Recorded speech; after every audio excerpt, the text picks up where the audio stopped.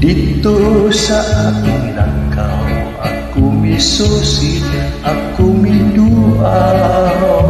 Wapang hiyutay nana, bisan sa tugay nga mga anak.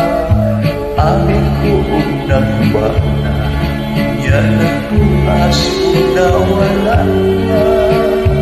Nagpagilit sa gihapon, nabuwing saksi sa kumata. Dito na tao ang atong nagibalaan, natunduman, nagkaway at kumanan sa